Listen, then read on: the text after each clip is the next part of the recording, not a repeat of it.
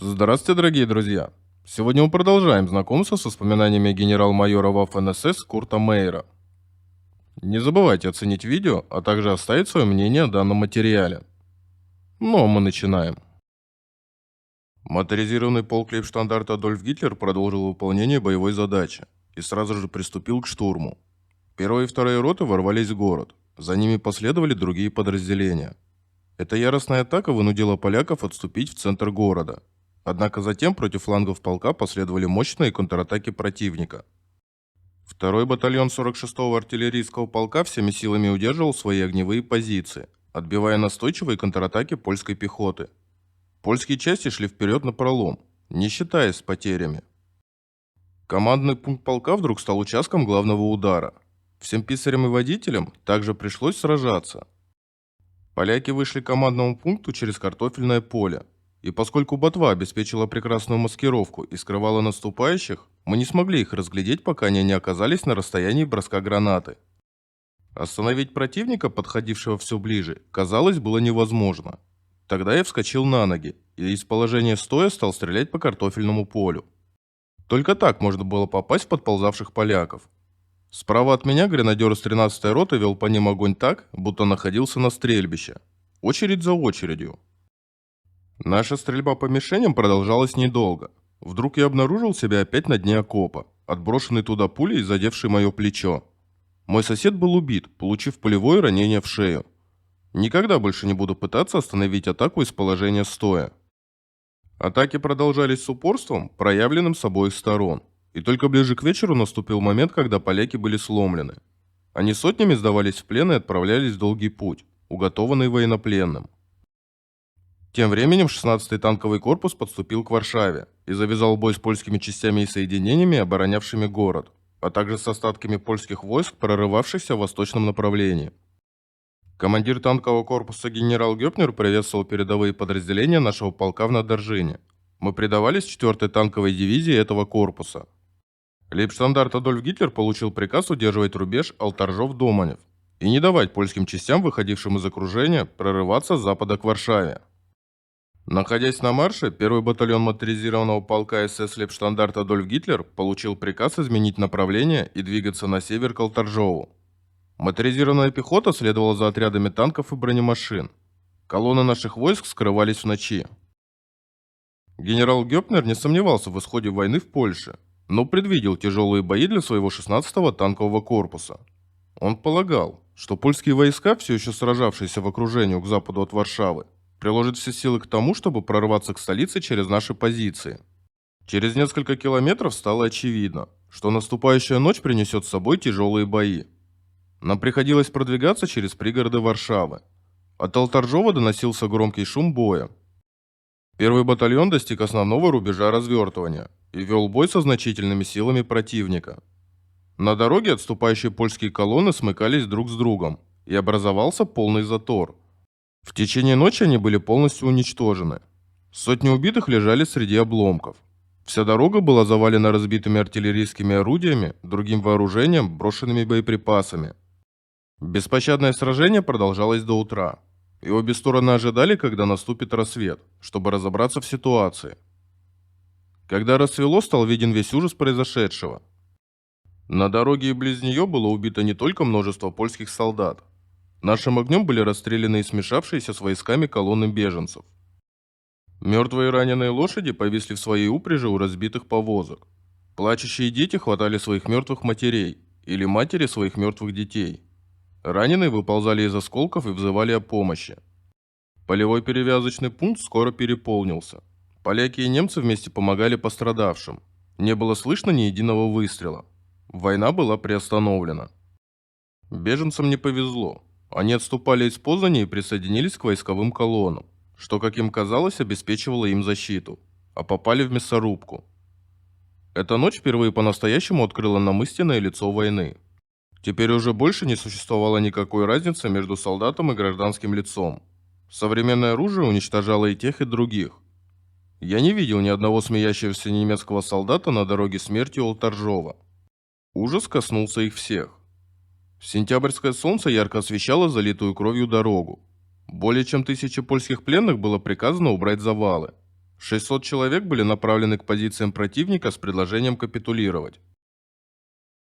Одна единственная противотанковая пушка уничтожила бронепоезд противника. Взрывающиеся боеприпасы со страшным грохотом взлетали на воздух и полностью уничтожили поезд. В следующие 2 дня мощные атаки противника обрушились на позиции, удерживаемые 2-м батальоном 33-го пехотного полка, 2-м батальоном 35-го танкового полка и нашим полком. Но польские атаки были бесполезны. Напрасно я просил командира позволить мне расширить круг моих обязанностей и принять более активное участие в сражении. Я должен был довольствоваться командованием ротой, которая разбросана по всему нашему полку повзводно. Я напоминал командиру при каждой возможности, что я танкист и мотоциклист, и чувствовал себя абсолютно ненужным на занимаемом в данный момент месте. Но все бесполезно. На данный момент я оставался истребителем танков. В течение ночи с 12 на 13 сентября сильная часть противника прорвалась через позиции 2-го батальона нашего полка. Тотальный прорыв казался неизбежным. Рано утром мы получили донесение о том, что 6-я рота лейбштандарта смята, а командир роты убит. Он всегда был мне близок. Мы служили в одном полку с 1929 года. Однако мы посчитали невероятным то, что сообщалось в донесении о неизбежном прорыве. Мы просто не верили, что противник мог прорваться через наши оборонительные позиции. Получив приказ выяснить, верно ли то, что говорится в сообщении, я прыгнул на сиденье водителя мотоцикла с коляской. Вместе со мной отправился оберштурмфюрер СС Пфайфер, и мы поехали в направлении Блоны. Пфайфер погиб несколько лет спустя, командуя танковой ротой. Отъехав, мы быстро помчались по дороге смерти, чтобы как можно скорее избавиться от надоедливых мух. К тому же трупы лошадей жутко воняли. В нескольких сотнях метров от Светчицы я увидел 2 польских солдат и солдата 6-й роты лейбштандарта, находившихся за небольшим мостом. Поведение всех 3 солдат показалось мне таким странным, что я резко затормозил, спрыгнул с мотоцикла и зашагал к этой группе, стоявших в окопе. И только когда уже подошел к краю окопа, я понял причину странного поведения немецкого солдата. Он был взят в плен этими польскими солдатами и смотрел на меня в изумлении, когда я один шел к ним. Проклятие! Мне опять чертовски повезло. Только автомат МП-38 Пфайфера не дал полякам отправить меня на тот свет. Действительно, наша 6-я рота была атакована и разбита. Командир роты лежал убитый в окопе в нескольких сотнях метров отсюда. Пфайфер и я последовали дальше к Светчице и вскоре нашли нашего павшего товарища. Его грудь была пробита пулями. Зеппель Ланге погиб как настоящий солдат. Мы его никогда не забудем. Потеснившие нас части противника были уничтожены в течение дня. Линия фронта была восстановлена. Моторизированный полк СС Лейбштандарт Адольф Гитлер и 4-я танковая дивизия 16-го танкового корпуса Гёпнера были задействованы в сражении на Бзуре с целью не дать прорвавшимся из окружения разрозненным частям и соединениям польской армии переправиться через реку. Поляки атаковали с огромным упорством и вновь доказали, что умеют умирать. Было бы несправедливо отказать им в этом мужестве. Сражение на Бзуре было отчаянным и ожесточенным. Кровь лучших из поляков смешалась с водами реки. Потери поляков были ужасны. Все их попытки прорваться были отражены нашим артиллерийским огнем с подготовленных позиций.